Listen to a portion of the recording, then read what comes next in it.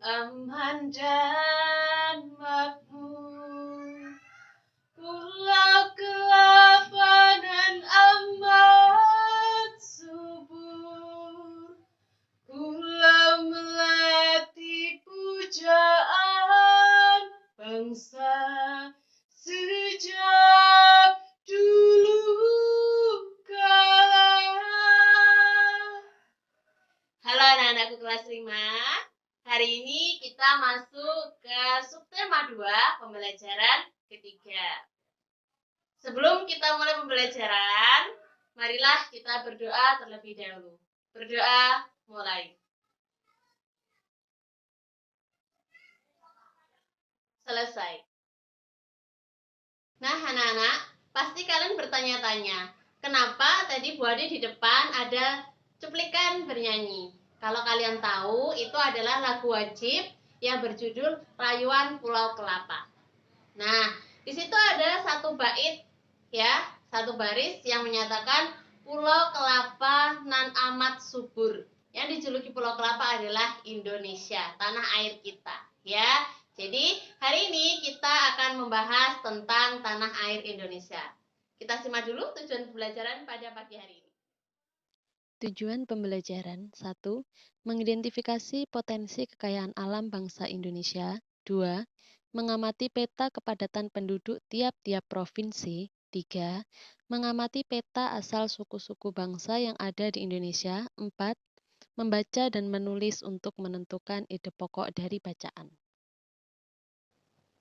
Indonesia terdiri dari beragam suku bangsa, dari Sabang sampai Merauke, berjajar pulau-pulau, ya. Jadi Indonesia kita itu banyak sekali suku bangsa, agama, kemudian kaya akan kekayaan alam, potensi alam yang begitu banyak sekali. Bahkan persebaran penduduknya juga beragam. Nah, untuk lebih jelasnya, marilah kita simak materi berikut ini. Potensi sumber daya alam di Indonesia. Yang pertama adalah hutan. Hutan di wilayah Indonesia adalah hutan terluas ketiga di dunia. Luas hutan Indonesia sekitar 99 juta hektar yang membentang dari Indonesia bagian barat sampai bagian timur. Potensi yang kedua yaitu laut.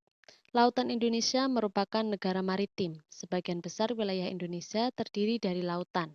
Potensi ikan di laut Indonesia mencapai 6 juta ton per tahun. Potensi alam selanjutnya yaitu minyak bumi. Minyak bumi masih sering digunakan sebagai bahan bakar pembangkit listrik di Indonesia. Perusahaan listrik negara atau PLN sebagian menggunakan minyak bumi untuk menghasilkan listrik. Selanjutnya yaitu gas alam. Potensi gas alam di Indonesia sangat banyak. Diperkirakan cadangan gas alam Indonesia sekitar 2,8 triliun meter kubik. Dengan sumber daya alam berupa gas alam sebesar itu, menjadikan Indonesia sebagai negara pengekspor gas alam terbesar di dunia. Selanjutnya, batu bara. Negara Indonesia adalah penghasil batu bara terbesar kelima di dunia.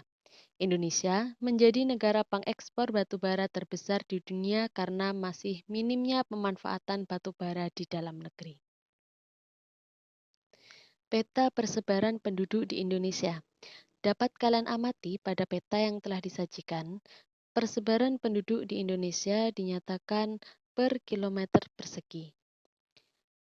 Kita amati dari Pulau Jawa yang berwarna orange, di situ dinyatakan 600 sampai 1299 per kilometer persegi. Pulau Jawa penduduknya terpadat di antara pulau-pulau lainnya di Indonesia. Kemudian di Pulau Sumatera yang warna kuning, penduduknya sekitar 100 sampai 199 per kilometer persegi. Sedangkan pada Pulau Kalimantan, persebaran penduduknya atau kepadatan penduduknya sekitar 10 sampai 49 orang per kilometer persegi.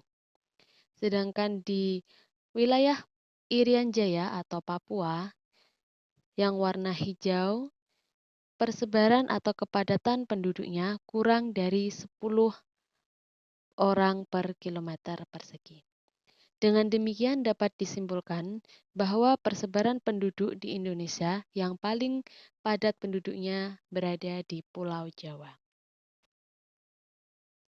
Suku bangsa yang paling banyak di Indonesia adalah suku Jawa, yaitu sebesar 40,22% dari jumlah penduduk yang ada di Indonesia.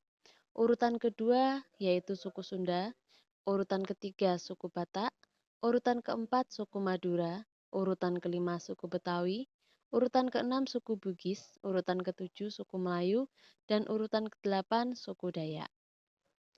Berikut ini adalah peta penyebaran agama yang ada di Indonesia. Telah kalian lihat, persebaran agama yang ada di Indonesia paling banyak adalah Islam. Di sini dibagi ada Islam modern dan Islam tradisional. Kebanyakan Islam tradisional berada di Pulau Jawa. Apakah Islam tradisional itu? Islam tradisional itu adalah agama Islam tetapi masih menganut ajaran kejawen. Adat istiadat masih kental di sana dan itu masih dianut oleh masyarakat di Pulau Jawa. Protestan atau Kristen Protestan paling banyak berada di wilayah Irian Jaya. Kemudian di Pulau Bali, kebanyakan menganut agama Hindu. Wah, ternyata suku di Indonesia sangat banyak sekali. Agar kalian lebih memahami, coba kalian kerjakan di buku tematikmu halaman 77 dan 79 ya. Itu akan menambah wawasan kalian tentang suku bangsa yang ada di Indonesia. Anak-anakku kelas 5, pernahkah kalian mendengar perbedaan bukanlah jalan untuk kita saling terpecah belah? Justru perbedaan itu yang akan mempererat kerukunan di antara kita sesama manusia. Di Indonesia ada 6 agama yang diakui. Kalau kalian ingat sebelumnya sudah kita bahas, yaitu ada agama Islam, Hindu, Buddha, Kristen, Katolik, dan Konghucu. Di halaman 82 ada suatu bacaan yaitu kerukunan umat beragama. Silahkan kalian baca, kemudian cari ide pokoknya. Baiklah anak-anak kelas 5, pembelajaran 3 kita akhiri sampai di sini. Semoga apa yang telah Bu Ade sampaikan dapat bermanfaat bagi kita semua.